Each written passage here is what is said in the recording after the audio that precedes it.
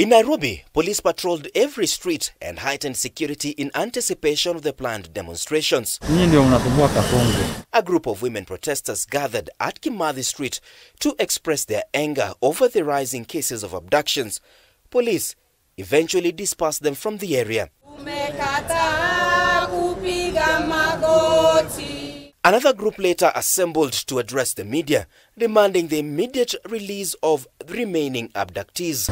We are not here because we are jobless, because we are idling around. We are here because it matters to us that we feel safe at home. It matters to us that the Constitution of Kenya is upheld. It matters to us that the rule of law is respected. Watu tukasirike vizuri. Tusiache tu kupiga kelele. Tuache ile mambo na kupiga kelele. Tunataka watu hapa ground. Tufunge nchi completely. Why are they not investigating? Why can't they tell us? And if they can't do that, then they should resign. Yes. This government should go. Yes. Yes. Because if they cannot keep us safe, yes, then what business do they have leading us? They cannot lead us and kill us. They cannot lead us and snatch us. Yes. It is not going to, it's not going to be business as usual. They scattered, only for activist Julius Kamau to be arrested for defying police orders to vacate the area. He must be removed from. Activities and businesses in the city center continued as usual, with no traffic disruptions. In Mombasa, the situation was similar, as police dispersed several protesters who had gathered at Uhuru Gardens, demanding the immediate release of abductees captured from various parts of the country. Hundreds of heavily armed officers cordoned off the area, preventing any attempt by protesters to assemble. We've seen the heavy presence of police officers, even more than the number of protesters. So this is intimidation, because barua tumewapatia, kama kulikuwa na shida ya security, they should have informed us na mapema. So sahi tumefika hapa, tumeanza kuconverge, ndo wanaanza kusema ya kwamba maandamano yetu imekataliwa. So and by law hatuombi permission kwa serikali. Human rights organization Haki Africa, through its officer Matthias Shipeta, condemned the police action, calling for respect for constitutional rights, vowing to continue the demonstrations. 3 people were arrested in the Mombasa protests. Wale wamekamatwa kwa sababu wanapinga serikali ambayo haiwapatii kazi. Kama serikali ingetaka watu wasifanye hizo vituko wanafanya kwa mitandao, wangewapa kazi wakuwe busy. Ningemwambia rais, ameturudisha tena katika era ya Moi. Era hiyo anoturudisha hatutaki.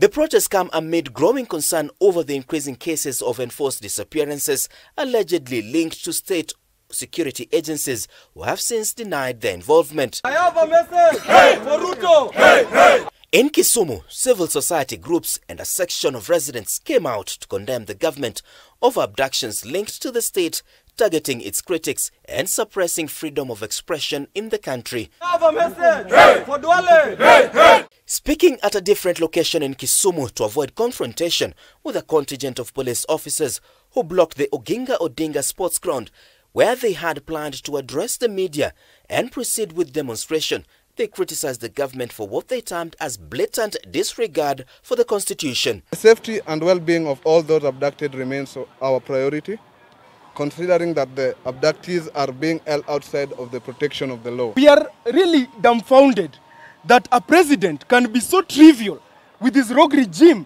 to the extent that they are abducting, killing, maiming citizens who are expressing their frustration, whether artistic or otherwise. They're now demanding an immediate end to reckless remarks by government-allied leaders, the release of all abductees, the publication of a list of abducted persons, legal action against those responsible for the abductions, waiver of bonds and bails for those arrested during demonstrations, and compensation and treatment of victims of protests and abductions. Reparations for all survivors and compensation for families of victims of this violence be rolled out.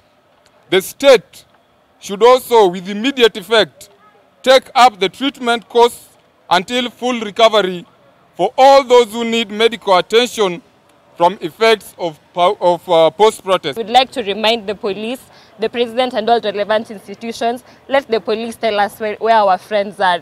What is the mistake of someone expressing his democratic free will on social media? We are Kenyans and we all have our rights, and our cyber rights should be protected. However, the city of Kisumu largely remained peaceful, with businesses and activities operating as usual, despite plans by youths and human rights activists to paralyze the transport sector through demonstrations and roadblocks on major highways, demanding the release of 6 youths abducted during the festive season. What are you doing to us? We have done nothing. Martin Opio, K24 TV, Nairobi.